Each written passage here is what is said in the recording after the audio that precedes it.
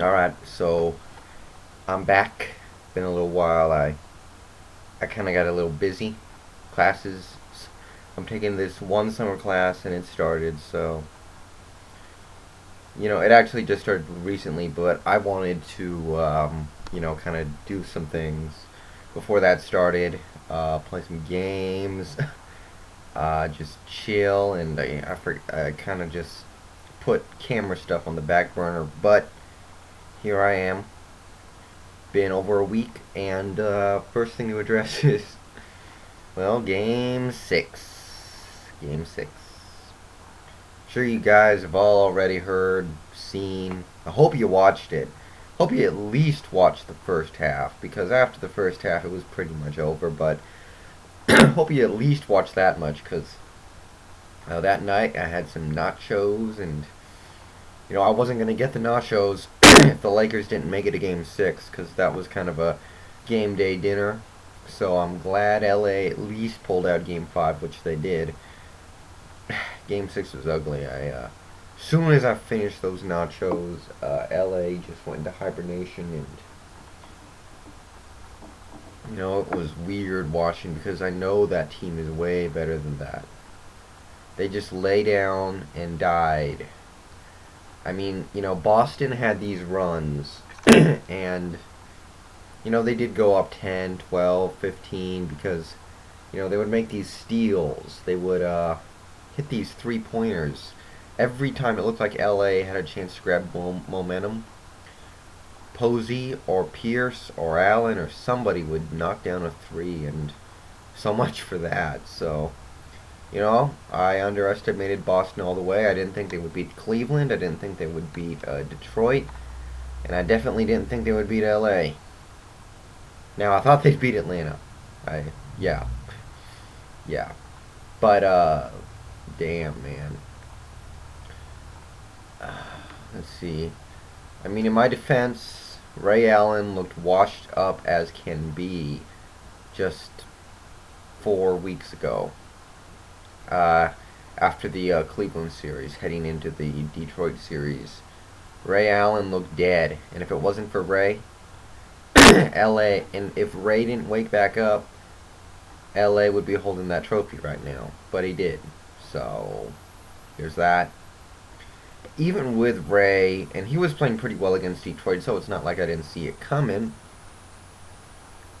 But, surprising, Kobe was off all series. He never exploded once. I thought he would at least go off for 50 at least once at some point. He never even came close. He had a couple of good games, but never went off. Pierce, his style of defense is just perfect for this. Tayshaun Prince did the same thing in '04. Tayshaun Prince and Paul Pierce defend with a similar style, and it bothers Kobe. And that's why Kobe can never beat Jordan, because there is no style of defense that could stop Jordan. In a much tougher era, might I add. This was like before the hand check rules, for instance. But, enough about that. As far as I'm concerned, the Kobe and Jordan comparisons, they shouldn't be there. They never should have been. They should have completely died after '04 when the Lakers lost that finals to the Pistons.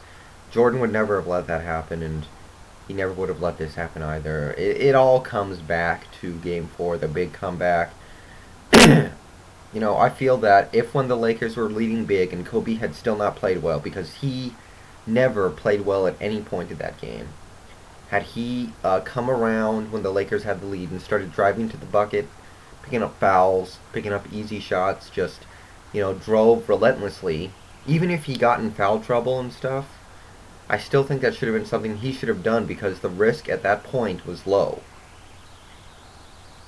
Because obviously LA was winning by so much. If he gets into foul trouble, it's not the worst thing in the world. I think he needs to keep pushing and pushing. That's just how I felt. I'm not an NBA head coach. I'm not an NBA superstar. But watching that game, I was waiting and waiting for Kobe to just start, driving and driving. Never happened. But I gotta give props to the Celtics. They're a lot better than I thought. Pierce played out of his mind for most of the postseason against Cleveland, Detroit, and LA when they needed him. He came up big in a way that Kobe could not. Garnett, the choke artist, the immortal power forward choke artist, who was ready to go down with Karl Malone and Elton Brand in that respect, came up big in Game 6, and you can't call him Kevin Garnett the choker anymore, because he's not. He was. You could make fun of him all you want before Game 6, but he showed up. He put up some points early in the game. He got rebounds. He played with intensity. He did an awesome job. And, I think a vast majority of us are very happy to see Kevin Garnett get a ring. He's just a very likable guy. I'd say the same about Ray Allen. Personally, I don't like Paul Pierce. I know he's a great player. I just personally don't like him. But Ray Allen and Kevin Garnett are two guys. I'm glad that now they get the opportunity to say one day maybe they'll get into the Hall of Fame, and on that resume they can say, hey man, I won a championship. And not much way around it. Boston was the best team in the league this year. They had the best record. They went through the playoffs, and yeah, they looked bad in the playoffs. Several teams looked much better in the playoffs, but it doesn't matter now. And, that's about all I can say about this year, other than, continuing to wax on LA. Odom, I felt he played well at points, but he's too talented for this. He has these stupid periods where he makes these stupid plays.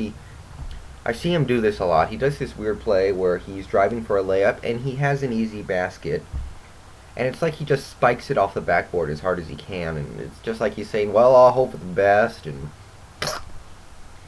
I don't get it. And Gasol, he had his moments. He played well at points, but gotta be a little rougher than that. When you're that tall and that big and that talented, you gotta play like it. Odom, I don't know if he's a guy who can turn his career around now. He's always been considered a talented guy with a not very intelligent and a bit of a choker, and he does stupid stuff. I don't know if he can change that. Gasol can change it. He's young. He's got all the talent in the world. He's just got to become tougher. And, there are other players. Radmanovic, I never thought he was a very good player, and he showed it in this finals. He just isn't up to starting on this team. Fisher played okay. He is Derek Fisher. As far as what you would expect from a guy like Derek Fisher, he did his job. But it just wasn't enough. And then he had guys off the bench. Sasha, other than that one game, played horrible. His trigger finger is way too itchy. He's got to stop taking those shots. Contested three-pointers. Get the ball to Kobe. Especially in the clutch. There was that Game 2 thing where Sasha threw up a airball three-pointer at the end of Game 2 when LA was trying to come back. Get the ball to Kobe. It's not that hard. The bench was having a hard time getting it done. I see this from Phil Jackson coach teams sometimes, and as much as I respect Phil Jackson for what he's done, I've seen his teams do this. They come out as the more talented squad, the team that should win, the team that looks better, and then they get out there and look lost. And that's why, as much as I respect Phil Jackson, I'll always respect Larry Brown more, even though Larry Brown has not won as much. He is the anti-Phil Jackson. Their coaching styles are so different, and I just respect Larry Brown more for what he has been able to do. In fact, I wish he would come back and coach again. I wish he would go back up to Detroit. I think that'd just be awesome. I think that would be a great fit. But let me just say real quick, next year, Western Conference, Lakers gonna be better, Hornets gonna be better, the Jazz gonna be better, and these are all great teams already. The Nuggets should be better, the Blazers should be better. Then you got the Spurs coming back. Maybe they won't be better, but they will be there. That's a given. They're the Spurs, always gonna be there. Golden State, if they can trip into the playoffs somehow, that crowd in Oakland is going to go crazy for every playoff game and always give them a chance. Mavericks, them too, they should be there too. The Western Conference is stacked next year, and there's some teams I didn't forget. I forgot about, excuse me. So, it's going to be a great run next year, and I'm out.